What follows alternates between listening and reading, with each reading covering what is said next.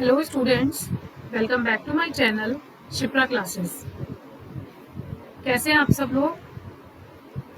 तैयारी चल रही है? ऑब्वियसली चल ही रही होगी। वीडियोस रेगुलर देखना है आपको।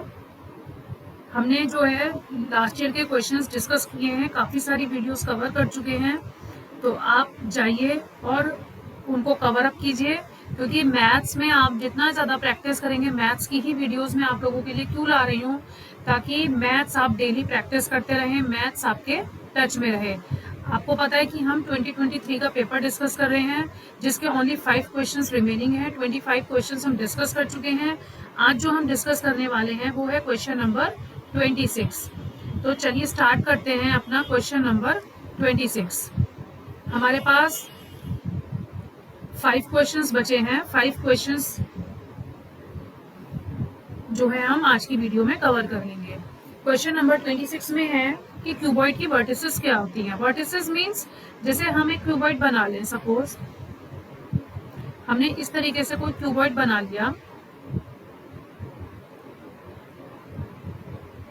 तो अब आपसे पूछा जा रहा है कि इस क्यूबॉइड की वर्टिसेस कितनी है। वर्टिसेस क्या होती हैं?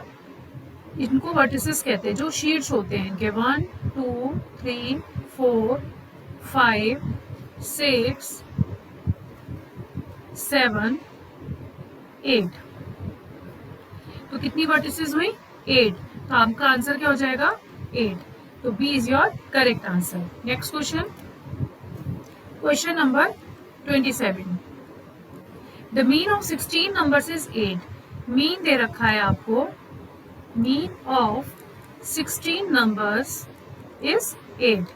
If 2 is added to every number, अब हर नंबर में हम 2 ऐड कर लें तो हमें न्यू मीन क्या मिलेगा?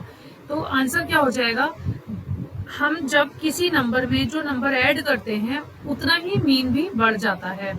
लाइक अगर ये 8 है और जब हम हर नंबर में क्या ऐड कर रहे हैं? 2, तो इट मीन्स मीन भी 8 में 2 ऐड कर दिया जाएगा, तो आंसर आ जाएगा 10। अब मैं आपको एग्जाम्पल के थ्रू समझाती हूँ। सपोज आपके पास नंबर है 1 2 3 एंड 4, ठीक है। अब आप इसका मीन निकालिए, क्या आएगा? ये हो गया 10, ठीक है। अब मीन निकालने के लिए क्या करेंगे? ये टोटल कितने हैं? 4, तो 10 को 4 से डिवाइड कर देंगे आप। अब आपने डिवाइड करा तो आपको आंसर मिला 2.5। हम कह रहे हैं हम हर नंबर में 1 ऐड कर दें, तो इसमें भी 1 ऐड कर दीजिए, इसमें भी 1, सब में हमने 1 ऐड कर दिया, तो क्या हो गया? 2 3 4 5। अब इसे ऐड कीजिए, 14 आ गया। अब फिर से इसे 14 से डिवाइड कीजिए,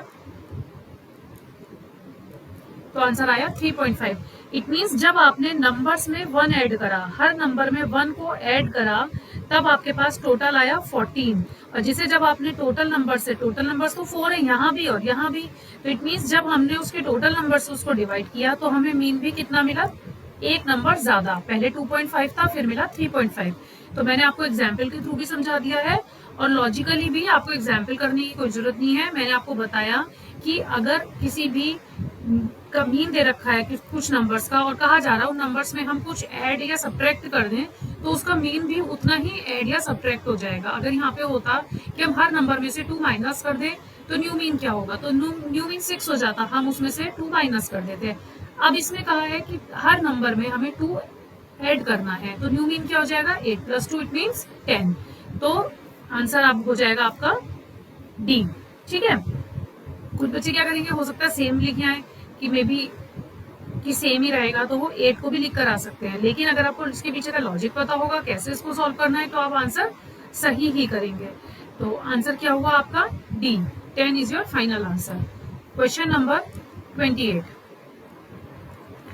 if length and diagonal of A rectangular, एक रेक्टेंगुलर प्लॉट है, पहले तो एक रेक्टेंगुलर प्लॉट हम ड्रॉ कर लेते हैं। रेक्टेंगुलर प्लॉट ड्रॉ करा, उसमें कह रहे हैं कि उसकी लेंथ और उसका डायगोनल जो है, लेंथ कितनी है? 48, मीन्स ये 48 है, और उसका डायगोनल कितना है? 15, मीन्स हमें एक डायगोनल ड्रॉ करना पड़ेगा। तो डायगोनल कितना हुआ? 15। तो अब आपसे पूछा क्या जा रहा है? Area of this plot. इस प्लॉट का एरिया पूछा जा रहा है। एरिया पता होने के लिए हमें ब्रेथ पता होनी चाहिए, तभी हम उस प्लॉट का एरिया फाइंड आउट कर सकते हैं। कल मैंने आपको ट्रायंगल की कुछ प्रॉपर्टीज पढ़ाई थी। सपोज आपने ये ट्रायंगल ले लिया ए बी एंड सी, ये 50 गिवन है, ये 48 गिवन है। मैंने आपको क्या बताया था कि ये जो होता है इसे हम बोलते हैं कर्ण, हाइपोटेन्यूज बोलते हैं। तो AC स्क्वायर किसके इक्वल होगा, AB square plus BC square के। ठीक है, तो यहां हो जाएगा 50 का स्क्वायर इक्वल 48 का स्क्वायर प्लस BC का स्क्वायर एज इट इज आ जाएगा। अब 48 के स्क्वायर को इधर ले आइए, 50 का स्क्वायर माइनस 48 का स्क्वायर प्लस सॉरी यहां पर हो जाएगा इक्वल BC स्क्वायर। अब देखिए हम यहाँ पे ऐसे भी सॉल्व कर सकते हैं कि 50 का स्क्वायर तो आप लिख देंगे 2500, 48 का स्क्वायर करने के लिए आपको 48 की 2 बार मल्टीप्लाई करनी पड़ेगी, तो वो भी कर सकते हैं और दोनों को माइनस भी कर सकते हैं, फिर स्क्वायर रूट निकालेंगे आप। तो इसके लिए आपको क्या करना है, आपको ए स्क्वायर माइनस बी स्क्वायर की प्रॉपर्टी लगा दीजिए तो क्वेश्चन जल्दी हो जाएगा। ए माइनस बी ए प्लस बी, ये इसकी प्रॉपर्टी होती है। इट मीन्स 50 का स्क्वायर माइनस 48 का स्क्वायर जब सॉल्व करेंगे तो क्या होगा, 50 माइनस 48 मल्टीप्लाई में 50 प्लस 48, तो 50 माइनस 48 2 इंटू 50 प्लस 48 98, तो किसके इक्वल हो गया 196 के। तो ये आ गई BC स्क्वायर की वैल्यू 196, तो BC की वैल्यू कितनी आ गई 14। इट मीन्स आपको ये मिल गया 14। अब आपसे एरिया पूछा जा रहा है, अब आप एरिया फाइंड आउट कर सकते हैं। एरिया फाइंड आउट करने के लिए फॉर्मूला क्या होता है रेक्टेंगल का, लेंथ इंटू ब्रेथ। लेंथ कितनी है 48 एंड ब्रेथ कितनी है 14, तो इन दोनों को जब आप मल्टीप्लाई करेंगे तो आपको आंसर मिलेगा 672 मीटर स्क्वायर, तो विच इज सी ऑप्शन। तो C is your correct answer. क्या करा पहले हमने, रेक्टेंगल क्योंकि ये 90 डिग्री होता है ना रेक्टेंगुलर का, जब एक डायगोनल हमने यहाँ से बनाया रेक्टेंगुलर का, जो ये एंगल हमारे पास बनता है वो रेक्टेंगल राइट एंगल बनता है। अब जब ये राइट एंगल है तो हम इसमें ट्राइंगल की प्रॉपर्टी लगा देंगे। ट्राइंगल की कौन सी प्रॉपर्टी लगाएंगे, जिसमें कर्ण जो है, कर्ण का जो स्क्वायर है वो लंब और आधार के स्क्वायर के इक्वल होता है। तो AC स्क्वायर जो हो जाएगा वो AB square plus BC square हो जाएगा। उससे हमने BC की वैल्यू फाइंड आउट करी, BC की वैल्यू को हमने जो है लेंथ और ब्रेथ के फॉर्मूले में पुट करा और प्लॉट का एरिया फाइंड आउट कर लिया। आई होप क्लियर हुआ होगा आपको। बेसिक था, फॉर्मुलेज लगाने थे सिर्फ। Question number 29, the perimeter of a rectangle is 100। किसी रेक्टेंगल का पेरीमीटर दिया है 100 सेंटीमीटर और उसकी लेंथ दी है 35। मीन्स अगर ये रेक्टेंगल है कोई और आपसे कहा जा रहा है ये 35 है, इट मीन्स ये भी 35 होगी क्योंकि रेक्टेंगल की अपोजिट साइड्स इक्वल होती हैं। अब जब ये दोनों 35 और 35 है तो टोटल कितनी हो गई 70, और पेरीमीटर कितना दिया है 100। पेरीमीटर क्या होता है, sides of sum of all sides. It means जब ये 70 है तो कितना बचा 100 में से 30, और 30 का हाफ क्या होता है 15। इट मीन्स ये भी 15 हो जाएगा और ये भी 15 हो जाएगा। आपसे पूछा क्या जा रहा है, एरिया। अब आपके पास लेंथ भी है और ब्रेथ भी है, तो लेंथ और ब्रेथ होने के बाद में जब हम एरिया ऑफ रेक्टेंगल निकालते हैं तो फॉर्मूला क्या यूज करते हैं, area of rectangle is equals to, अभी बताया मैंने पीछे, लेंथ इंटू ब्रेथ, 35 इंटू 15। अब इन दोनों को मल्टीप्लाई कर लीजिए, मल्टीप्लाई करके आपको आंसर मिलेगा 525 centimetre square. Means B is your correct option. तो बस थोड़ा सा लॉजिक लगाना था। पेरीमीटर के बेसिस पर आपको इसकी ब्रेथ आप फाइंड आउट कर सकते थे क्योंकि आपको लेंथ तो गिवन थी। जब लेंथ एक 35 है तो दूसरी भी 35 होगी, क्यों, क्योंकि अपोजिट साइड से इक्वल होती हैं। अब जब ये टोटल 70 यहाँ आ गया, बचा कितना 100 में से 30, तो 30 मीन्स उसकी ब्रेथ होंगी, तो ब्रेथ को हम दोनों साइड में डिवाइड कर देंगे 30 को, तो 15 हो गई। ठीक है ना, तो ये एक लॉजिक लगाकर हमने ब्रेथ निकाल ली। उसके बाद में हमने क्या करा, एरिया ऑफ रेक्टेंगल के एरिया का फॉर्मूला रखा, लेंथ इंटू ब्रेथ, और फाइनल आंसर निकाल लिया। तो एरिया कितना आया 525 centimetre square. Next and the last question है इस क्वेश्चन पेपर का, if area of a rhombus, rhombus का एरिया दिया है 72 सेंटीमीटर स्क्वायर और पेरीमीटर दिया है 32 सेंटीमीटर। इसका क्या पूछा जा रहा है, ऑल्टीट्यूड। ठीक है, इसका ऑल्टीट्यूड पूछा जा रहा है, मीन्स इसे हाइट भी कहते हैं। लाइक रोम्बस किस तरीके से बनाते हैं, रोम्बस इस तरीके से बनता है ना। ठीक है, आप कह रहे हैं कि इसका पेरीमीटर 32 है। मैंने अभी पीछे आपको बताया sum of all sides equals to perimeter. अगर पेरीमीटर 32 है तो इसकी 4 साइड्स हैं, 4 से 32 को डिवाइड कर दोगे तो आपको साइड की वैल्यू मिल जाएगी। साइड की वैल्यू कैसे मिलेगी, पेरीमीटर डिवाइडेड बाय 4। तो पेरीमीटर कितना है 32, 32 डिवाइडेड बाय 4 विच इज 8। तो ये साइड्स कितनी हो गई 8, 8, 8 एंड 8। अब रोम्बस का एरिया गिवन है और आपने साइड निकाल ली।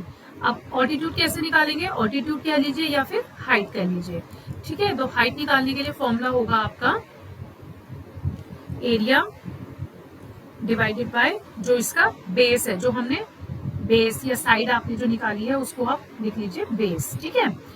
तो एरिया कितना है 72 डिवाइडेड बाय 8, 9, 8 9 72। तो 9 सेंटीमीटर आपका क्या आ गया altitude which is option A.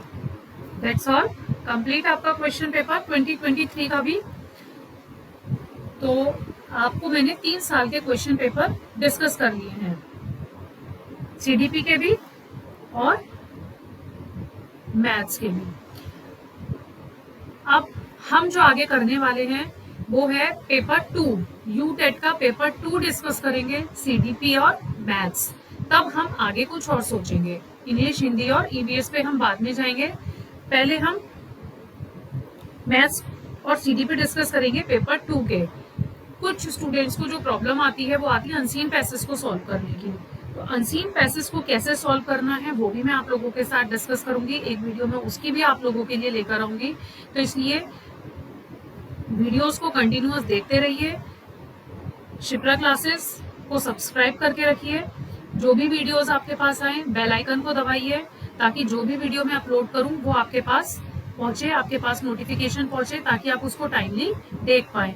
तो एग्जाम जो है अब 1 मंथ भी नहीं बचा है, तो इसलिए अब आपको क्या है अपनी स्पीड को और डबल स्पीड में आपको अब अपनी एग्जाम की तैयारी करनी है, एग्जाम क्रैक करना है।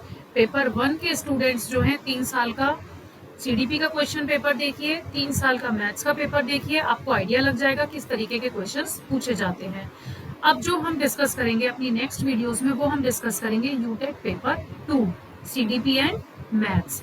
तो आज की वीडियो के क्वेश्चंस आपको समझ में आए हैं तो लाइक, शेयर एंड सब्सक्राइब जरूर कीजिए, और अगर कुछ समझ में नहीं आया है तो कमेंट कीजिए, दोबारा पूछिए, मैं आपकी हेल्प जरूर करूंगी। तो आज के लिए इतना ही रखते हैं and thank you for watching.